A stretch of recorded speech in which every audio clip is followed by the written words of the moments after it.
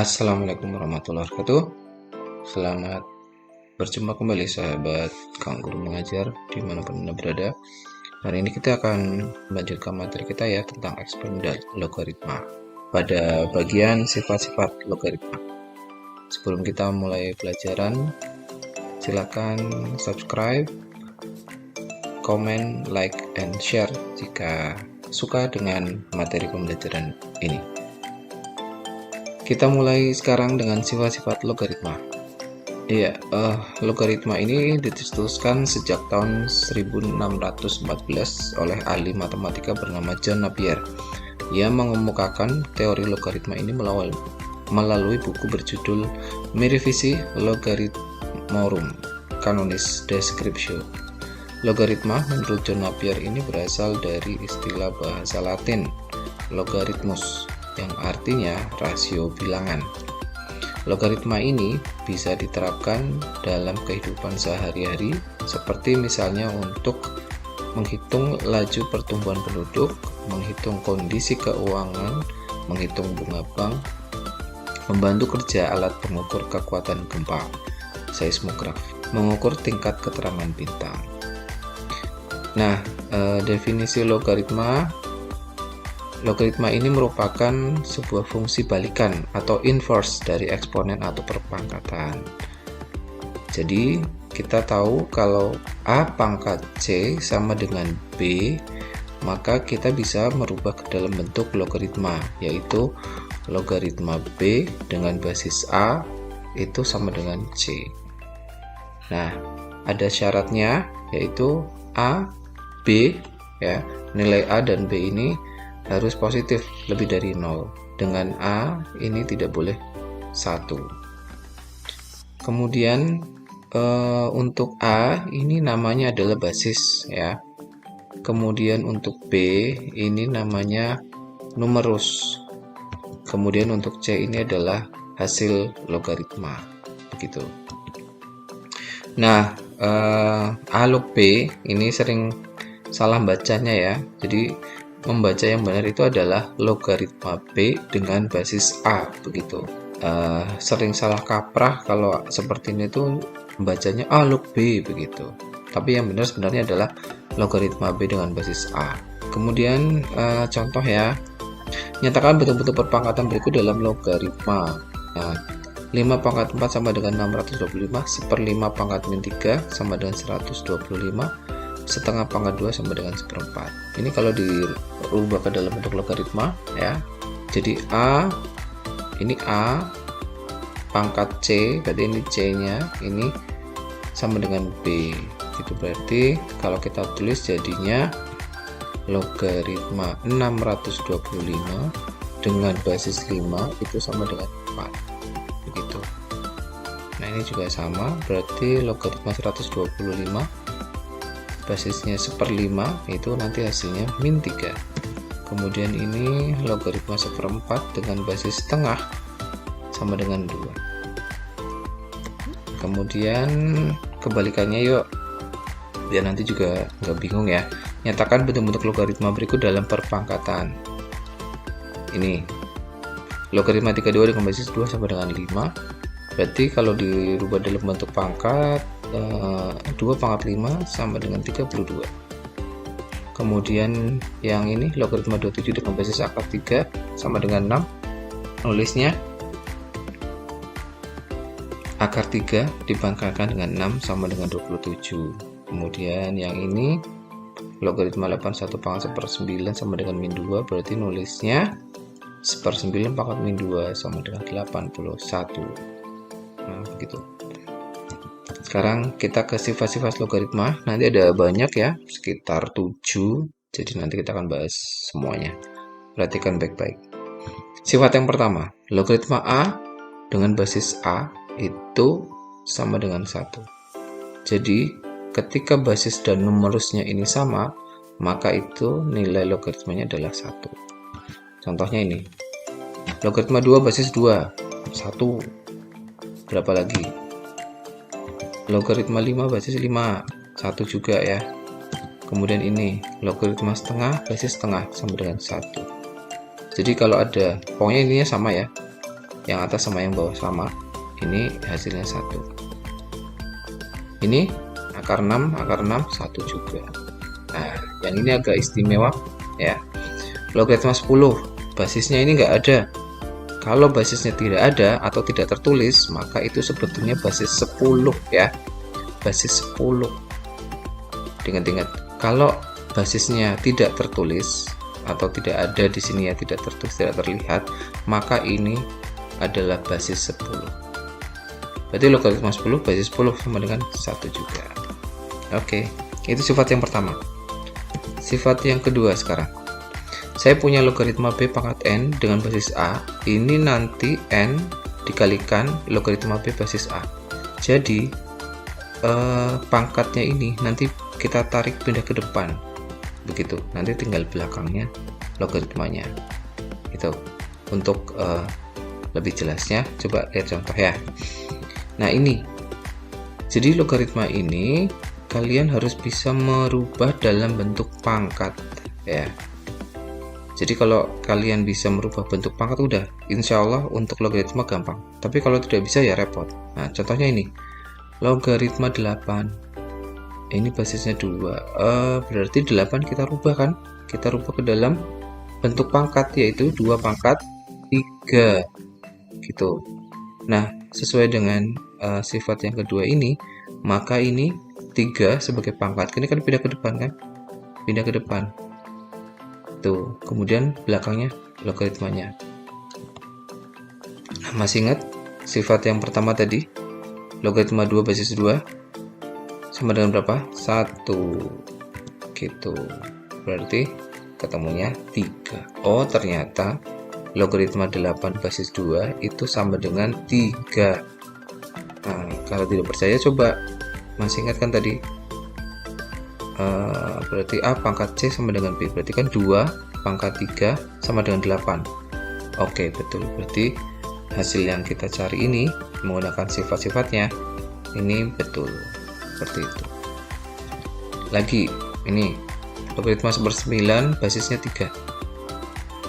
Berarti 1/9 kita rubah ke dalam bentuk pangkat berapa? 3 pangkat min 2 karena 1/, ya 1/, jadinya negatif. Oke, terus min 2 nya pindah ke depan kan. Nah, belakangnya logaritma 3 basis 3. Masih ingat ini 1 ya, jadinya min 2. Kalau ini, nah kalau ini logaritma akar 125 basisnya 5. 125 kita rubah ke dalam bentuk pangkat, akar kita rubah dalam bentuk pangkat ya, berarti kan 5 pangkat 3/2. Nah, kalau masih bingung, 125 itu kan 5 pangkat 3. Nah, kalau waktu kemarin pakai sifat-sifat pangkat itu kan berarti pangkat dalam per pangkat luar. Dalamnya 3 per luarnya 2. Begitu. Oke, kalau ini udah ketemu ini. Ketemunya 3/2 ini. Ya kan? Oke. Selesai sifat kedua ya. Dipahami ini. Tidak begitu susah kok. Oke, sekarang sifat yang ketiga. Nah, sifat yang ketiga ini jika numerusnya punya pangkat, kemudian basisnya punya pangkat, maka nanti ini jadi M per N, pangkat bawah per pangkat atas, dikalikan dengan logaritma B basis A, gitu.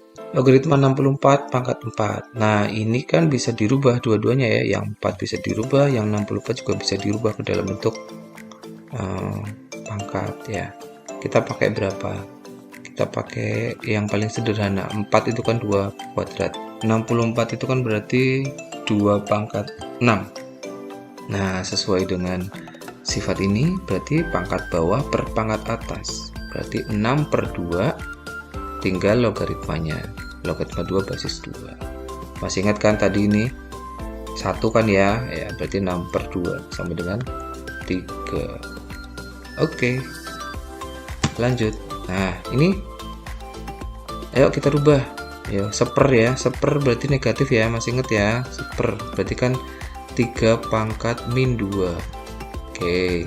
akar 27 berarti kan 3 pangkat 3, berarti kan 3 per 2 ya, dalam per luar kalau akar, berarti ini 3 pangkat 3 per 2.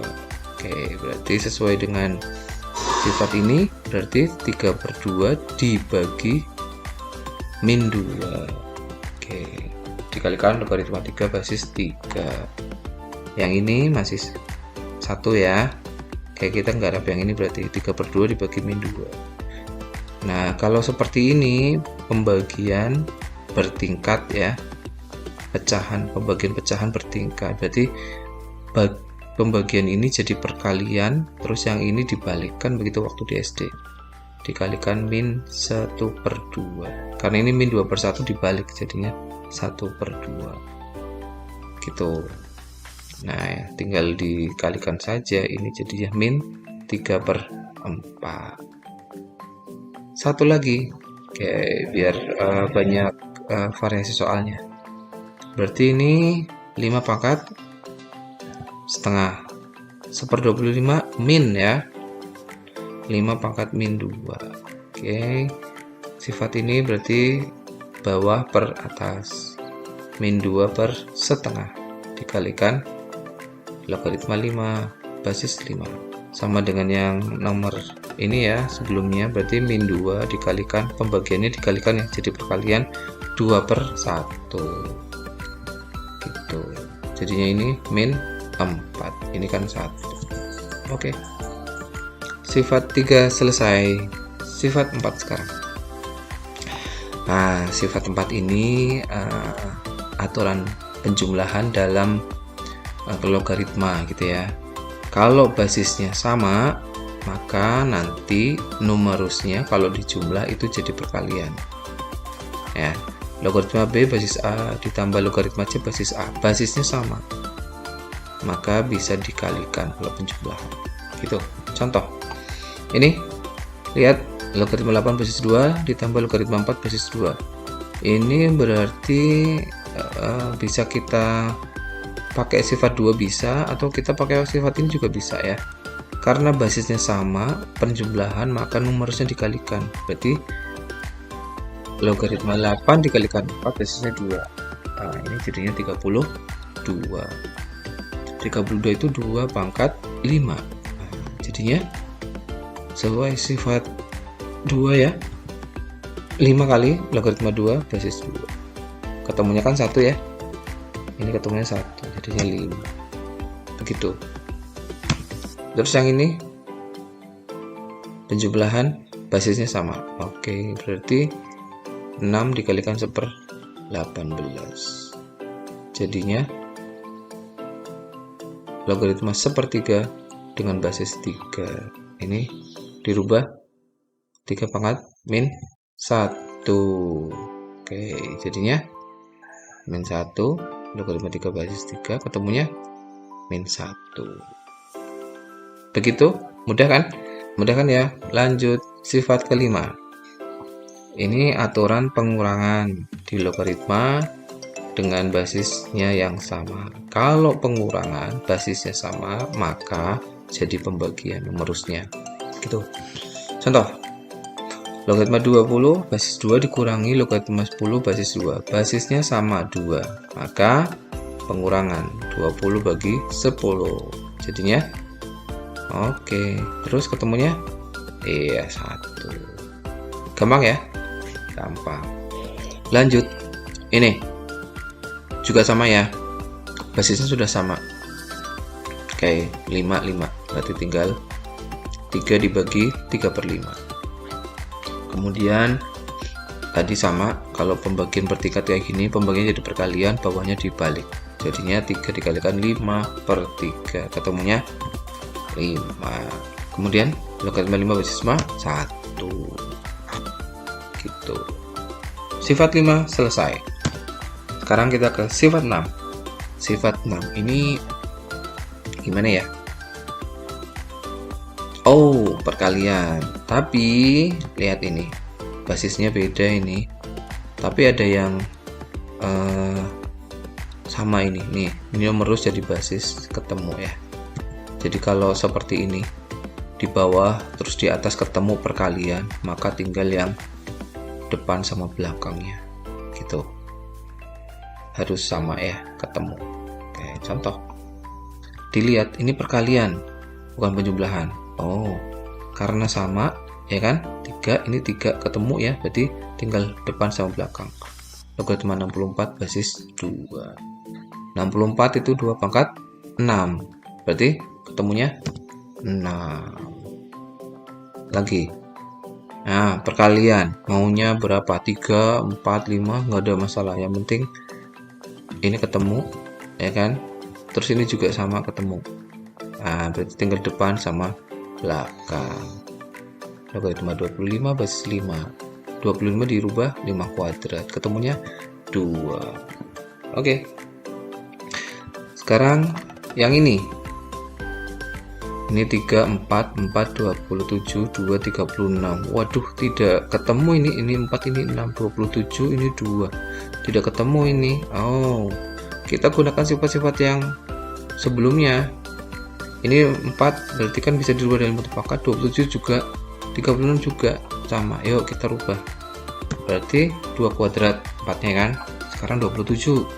3 pangkat 3. 36, 6 pangkat 2. Nah, kalau sudah pakai sifat yang berapa tadi ya? Yang kedua apa ya? Ini ke depan kan? 2-nya pindah ke depan. Ini 3 pangkatnya pindah ke depan, 2 pangkatnya pindah ke depan. Jadi saya tulis kayak gini. Oke, terus yang ini gimana? Ya, 3 dikalikan logaritma 3 basis 6. Yang ini? Oke, 2 dikalikan logaritma basis 2. Nah, yang angka 2, 3, 2 ini saya kumpulin ya. Saya kumpulin di depan. Saya kelompokkan biar gampang. Terus belakangnya. Nah, ini. Oke, kita garap ini. 2 kalikan 3 kalikan 2 berarti 12 ya. Nah, sekarang yang ini nih. Ini 2, ini 6, ini 3, ini 2 nggak ketemu. Iya, kalau kayak gini nggak ketemu, nggak bisa pakai sifat yang ini. Berarti kita rubah dong urutannya. Nah, sekarang saya ingin yang logaritma 2. Berarti kan setelah ini numerusnya jadi basisnya kan ini 2. Oke. Habis itu yang ini yang belum. Nah, kalau sudah kan ketemu semua ini 2, 2, 6, 6. Jadi tinggal logaritma 3 basis 3. Logaritma 3 basis 3 1. Berarti ketemunya 12. Oke, seperti itu. Sifat 6 selesai. Sekarang sifat 7. Sifat 7, nah ini kalau ada sebuah bilangan pokok atau basis, dia mempunyai pangkat sebuah logaritma. Nah, kalau basisnya dengan basisnya ini sama, ya, maka nanti ketemunya numerus pangkatnya. Begitu. Oke. Nih saya tandai ya, ini A sama, maka nanti tinggal numerus pangkatnya. Oke, sekarang contoh 2 dipangkatkan dengan logaritma 5 basis 2. Nah, lihat ini 2 sama 2 sama kan ya. Oke, berarti tinggal 5. Gampang kan? Sekarang ini sama juga kan, 7. Yang ini, waduh, tidak sama. Oke, kita rubah berarti 25 nya jadi apa? 5 kuadrat. Kan gitu, dipangkatin logaritma 7 basis 5. Nah, ini masih ingat kan? Pangkat 2 dengan logaritma 7 basis 5 ini setara kan ya? Ini setara ini. Nah, ini setara. Setara ini karena pangkat. Nah, kemudian masih ingat sifat yang kedua ya? 2 di depan sini terus belakangnya adalah, maka 2 ini bisa saya lempar ke jadi bentuk pangkat kan. Nah, jadi kayak gini kan.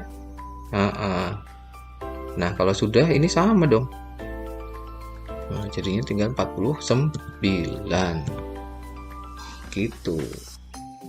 Coba ini dipahami ini.